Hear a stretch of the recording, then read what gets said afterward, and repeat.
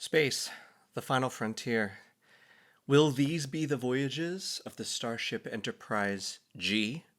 To boldly go where no Nepo baby has gone before? We don't know, because Star Trek Legacy isn't a thing yet, but we really hope it'll be a thing, or at least most of us hope it'll be a thing. But if Star Trek Legacy does happen, I do know some things that I would want to see from it. I bet you have some ideas too, but you don't have a show, I do. So here are the top 12 things I would personally like to see in Star Trek Legacy.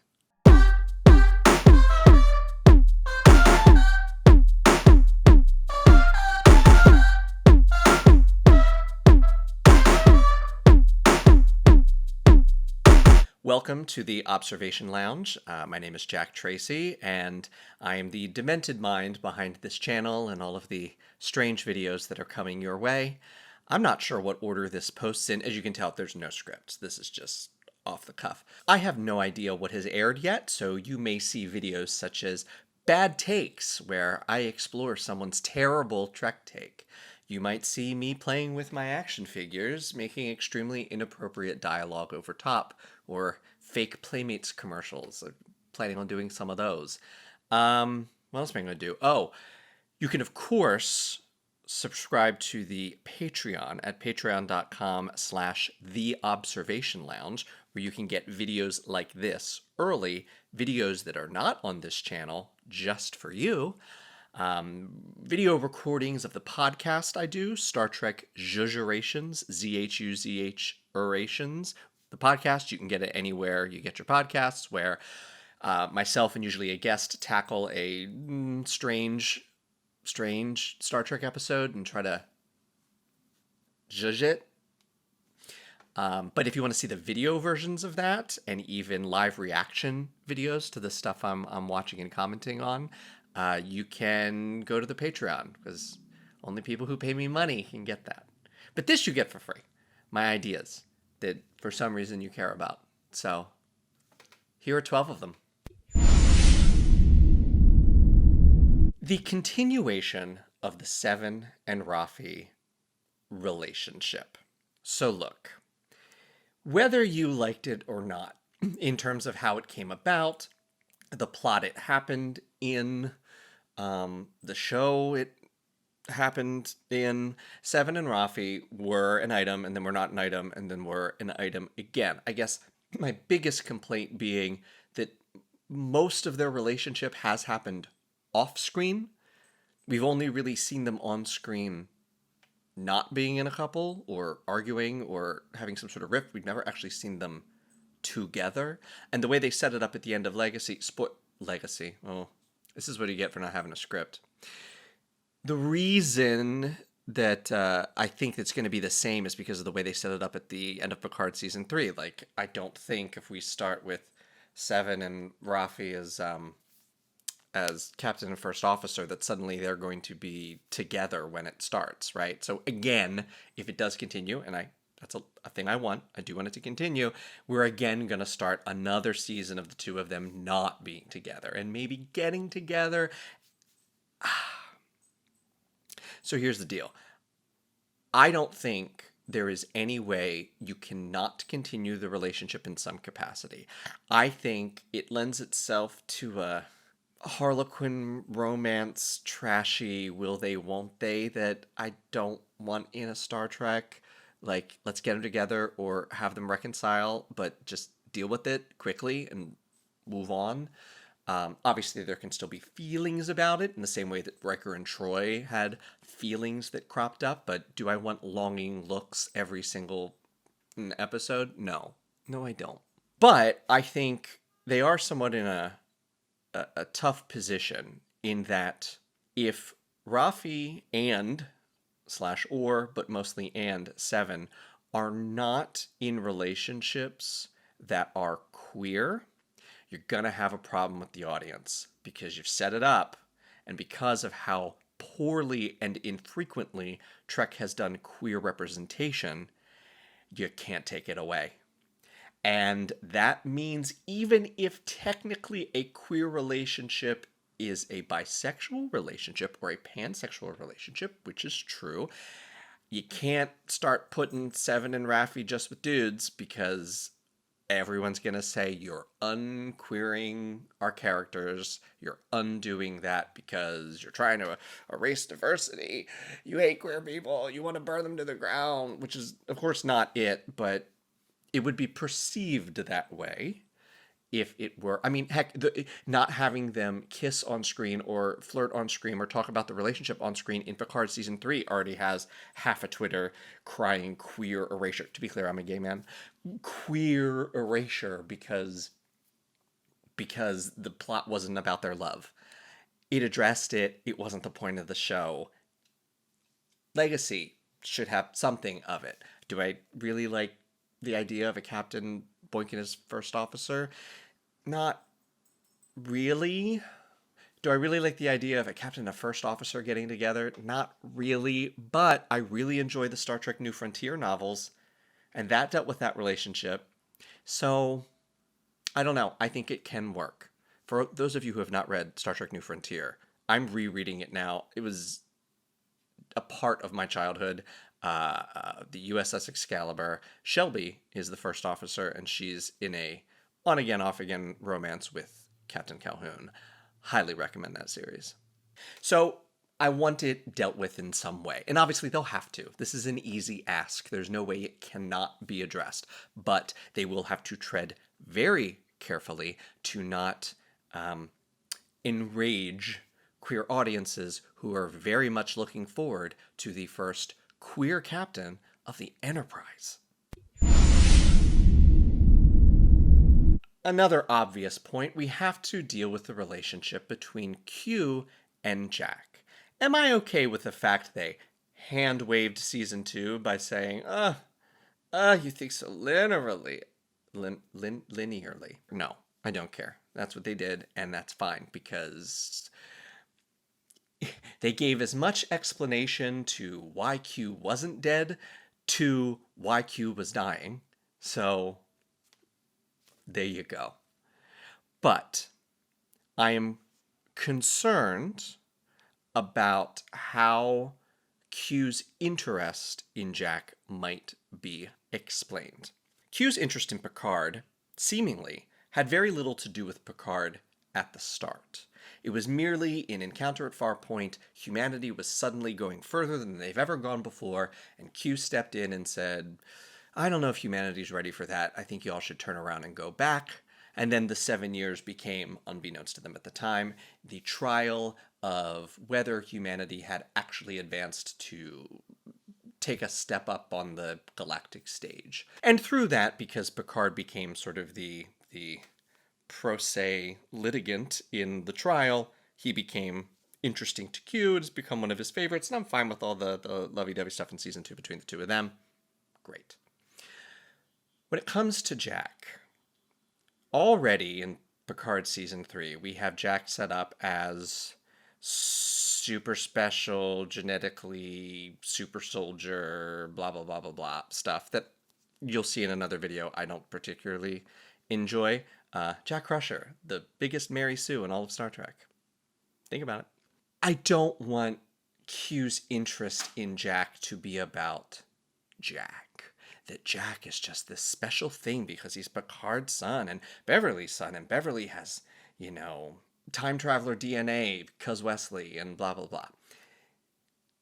I don't want it to really have to be about Jack specifically at all, or anything to do with Jack.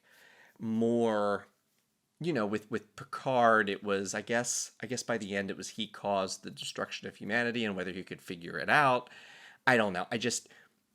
I feel like we have set ourselves up with, wow, Jack's just going to continue being the super special person in all of the universe, and he's the best human that's ever existed, and everybody wants to be Jack, and he doesn't have to follow the rules, and blah, blah, blah. I don't want any of that. And I don't want Q to be interested in him because he's just some super special human. Gotta be something else.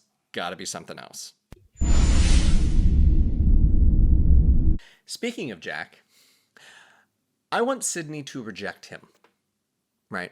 Now, whether you want them together eventually or not, I don't want Sydney standing for his. I think that the mental health term is douchebaggery.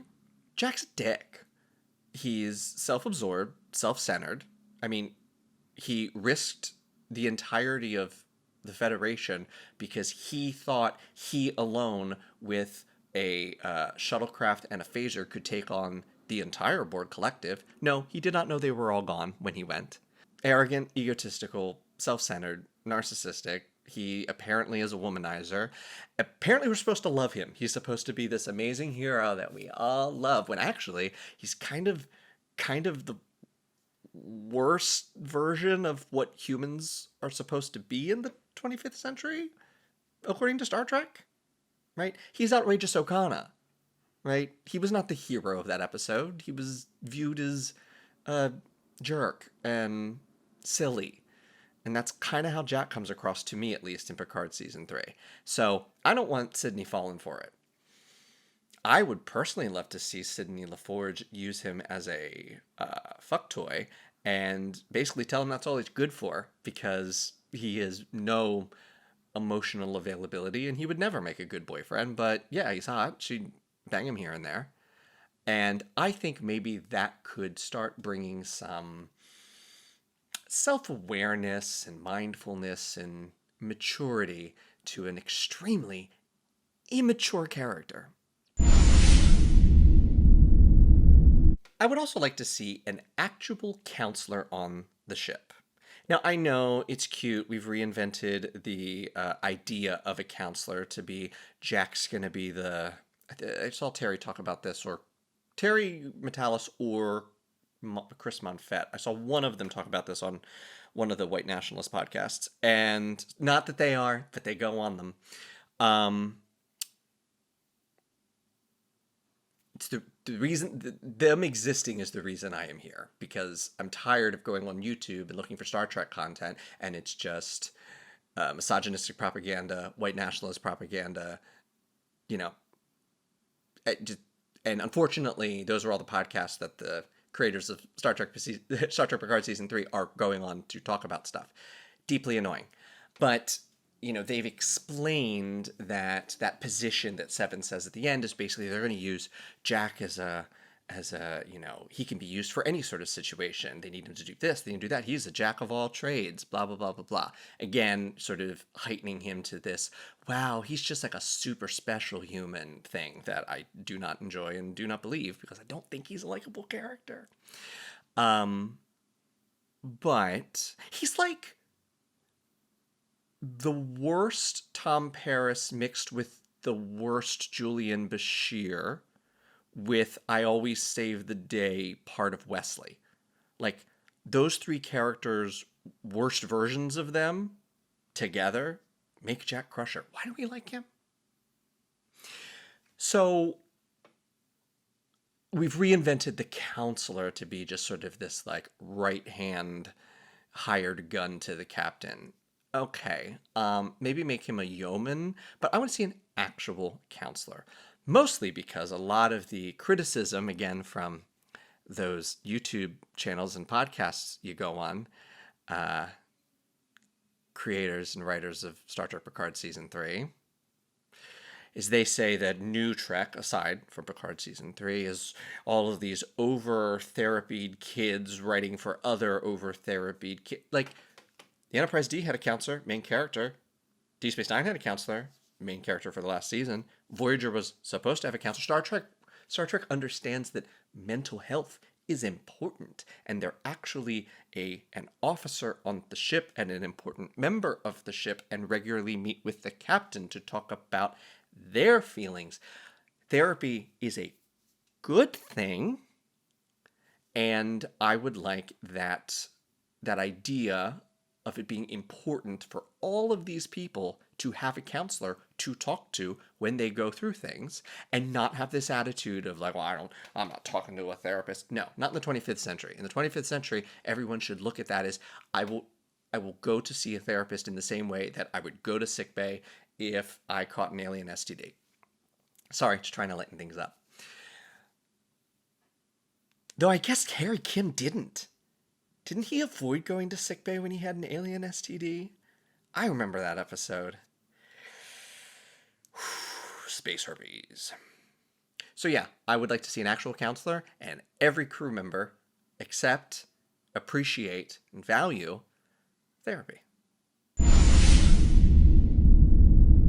We also have I believe it's pronounced Halian character on the ship that I assume will be returning. Esma will be returning for Star Trek Legacy if Star Trek Legacy actually happens.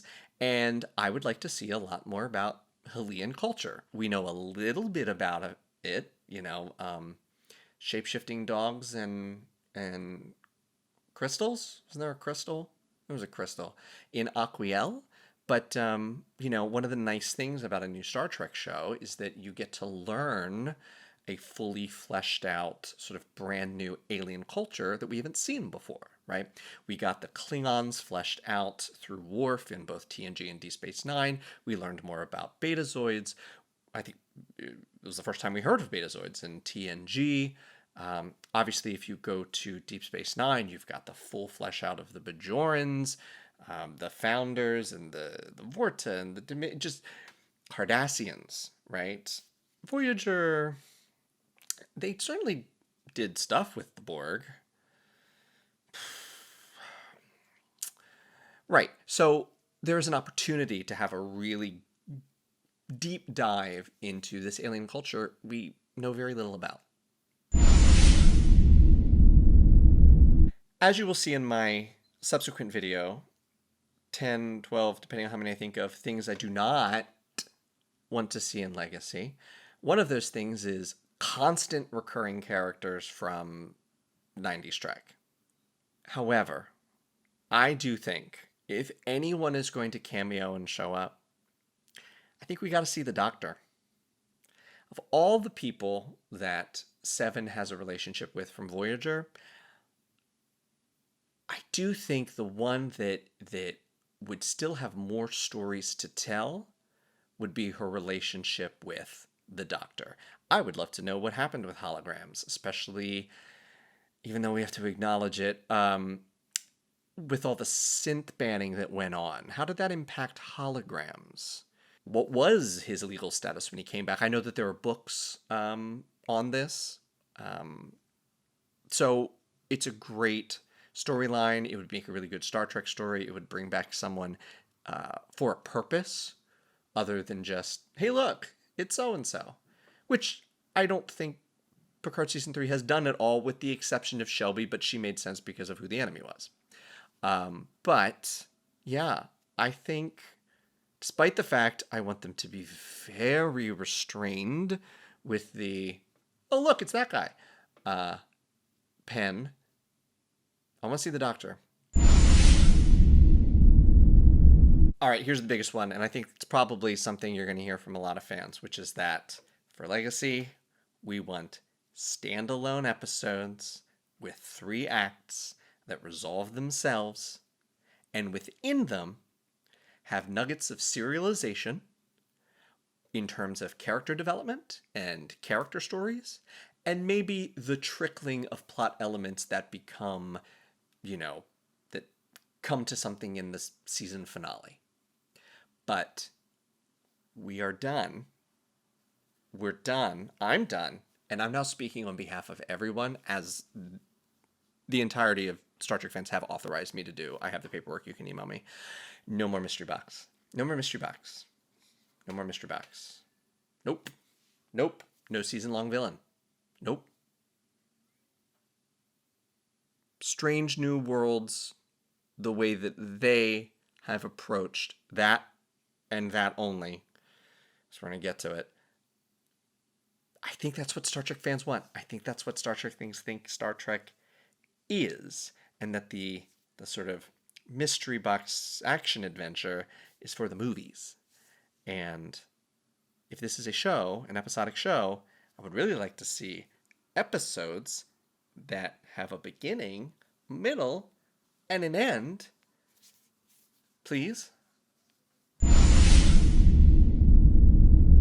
In addition to exploring alien culture and other alien cultures, maybe there's obviously going to be more people on the ship than we've already seen. Maybe some actors from Picard season 3 can't come back, and so we've got replacements.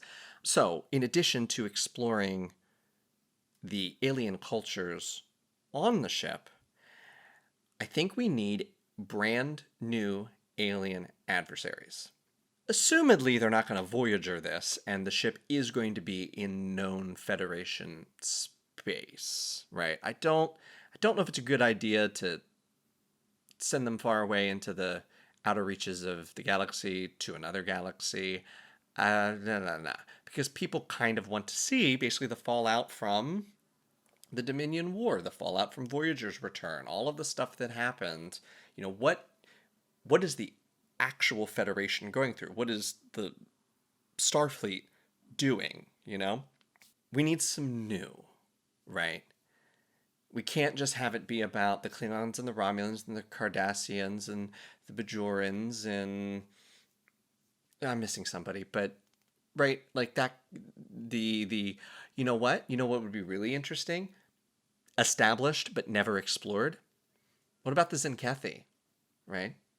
What if we did more with the Tholians? The Gorn, I don't know, because then I think you gotta deal with what Strange New Worlds did with the Gorn, and I have, I have, I don't know. I've mixed feelings about that. Anyway, Zenkethi. I know they did it in the books, the Typhon Pact books, but that seems like a rich area to explore. Look at a new culture, look at a new alien species, look at a new government, and tell stories with them instead of just relying on our normal alien civilizations. And on the other hand, not throwing the ship somewhere where we'll never see pre existing alien civilizations. Do you get me? It's important that these episodic stories that have beginning, middles, and ends, I know I'm still not done with that, do what Star Trek did best: an exploration of humanity, morality, ethics, teamwork, problem solving under the lens of the logical expansion or fantastical expansion of current theories and ideas in science and physics, right? I will tread carefully because man is this kick in a hornet's nest, but in other recent versions of Trek, the scientific dialogue is either gobbledygook nonsense and not technobabble. When I say gobbledygook nonsense, I mean internally inconsistent. Those words don't mean what you think they do. That's not a thing. How could that possibly be a thing? Not we've made up words to construct around like a concept that we're going to explain. It's either gobbledygook nonsense, or you'll have a character say something like, Commander, the math ain't mathin'. So I don't want any of that, right? Figure out the science behind your show, be internally consistent with the science of that show, right? No, oh, this thing transports here because we need it to, right?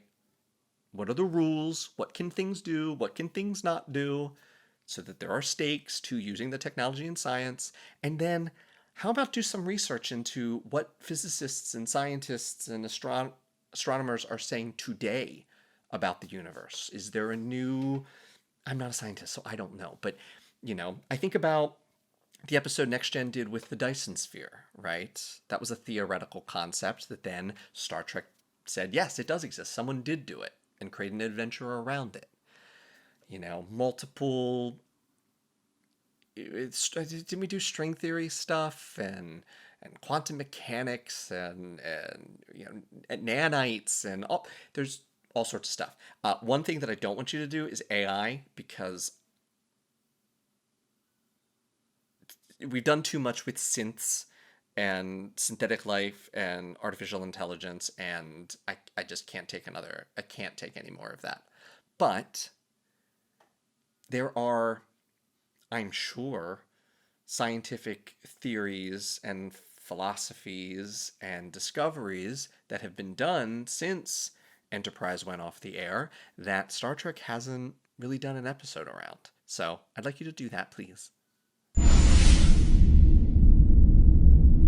In addition to exploring science, I really want to explore the ship and the technology. One of the things that really drew me into my Star Trek fandom in the early 90s, when Next Gen was on the air, Deep Space Nine was about to premiere, that's really when I came into it, is there was this whole world of schematics and blueprints and technical manuals. You could become an expert on something that doesn't exist. You knew which Jeffries tubes to take to get from here to there. You knew what deck everyone's quarters were on. That is a level of nerddom that I believe is fundamental to Star Trek that I don't know if the new shows pay attention to. Currently, and we've only had one season of it, and it was doing something else, but like, I don't know where things are on the Titan, right? I don't know where main engineering is. I know we never saw it, but I don't know where main engineering is versus sickbay, how many turbolifts they have, where stellar cartography is, whose quarters are on what decks, right? I don't know that. I certainly don't know that about the Discovery. Hell, I don't even know half of the characters' names. I need the team behind Star Trek Legacy to create such a specific world, especially on the ship, that is diagrammed and paid extreme detail to. And then, man, make that merch. I believe the Enterprise D is the only one that had the big box of printed blueprints, which I tore through as a child. I mean, I still have them, and like, you have to be very careful with them because they've been used so much and unfurled and folded and unfurled and folded so many times that like the creases are now ripped, and you just be super careful because I was obsessed with them. Give me that for the Titan. I mean, hell, go back and do that for the other ships that we don't have, right? That is a level of specificity and world building that I would really love Legacy to dig into. I would like, pretty please, at least, I'm going to say one. I'm going to say one because it's a test, just to see. Just try it. It's like anal. Just like, don't knock it till you try it, right? Try it once. I'm not going to be allowed on the internet for much longer. One episode, right? One in your season where not one phaser is fired, not one torpedo is fired, and nothing blows up. Try. Just try. Because Star Trek turned pew, pew, pew, pew, pew. It's meaningless. It doesn't... That's for the movies, right? There was a time when you'd watch a Next Gen episode, and the ship, the Enterprise, would be toe-to-toe with a Romulan warbird, and no one would fire, and it'd be really intense, and you'd be sucked in because you didn't know what was going to happen, and they might fire, and they might, and then, oh no, something else decloaks. There's another thing. Oh my god, there are 3 ships. What's going to happen? It all resolves. And it's a great episode, right? The emotional stakes in those moments and how much it pulls you into the story, right, is way more powerful than 10,000 ships with 8,000 drones versus 12,000 ships with 7 billion drones and pew. When the scale gets that big, it's meaningless because your brain can't wrap around that. Okay, well, who has more than what? It's just lights. It's just lights and colors, and I don't understand what's happening, and I have no investment in this because I can't tell the stakes. It's just all too big. I can't get my arms around it, right? So, please, find a way to do at least one episode a season where not one weapon is used. And finally, I want Star Trek Legacy to chart its own course. Now, I know all of you are like, of course. What I mean is, let's start with Next Gen. I believe from the documentaries and interviews that I've seen that Gene Roddenberry had a um, um, very strong point of view about not referencing the old series because they wanted Next Generation to chart its own course and not have to rely on old, tropes, even then, and old characters and old themes, even though honestly half the scripts from season 1 and season 2 were literally old things from TOS. Cringe. You had McCoy walking through the hallways in the pilot. Cool. You may have had a reference to Kirk once. Spock showed up once. Scotty showed up once. Maybe one more reference in 7 years. I think you could certainly count on both hands, if not one hand, how many references to the old show there was. Because TNG decided we are going to create our own world. When Deep Space Nine started, there was obviously a handoff, and it was the first time that, two shows were going concurrently. With the exception of the fact that we got Miles over on Deep Space Nine, and then we eventually got Worf over there. Anytime they tried to cross over with the Next Gen, where they were least successful. They were most successful when they were building the Bajorans and the Cardassians and the Dominion and the operations of the station and the history of Terok Nor and the incredible amount of secondary characters that were exclusive to them. They built an entire world that ran next to, but not interdependent on, the Next Generation.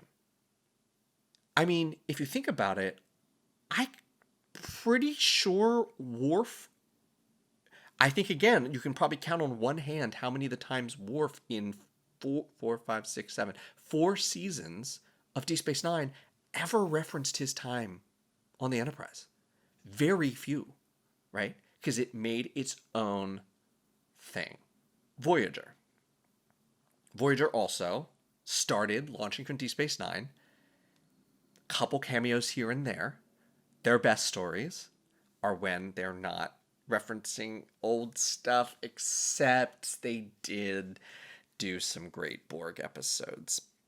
But Voyager's a curious case. Well, Voyager kind of took the place of Next Gen. Voyager was doing Next Gen because Next Gen wasn't on anymore. Deep Space Nine was still doing its different thing.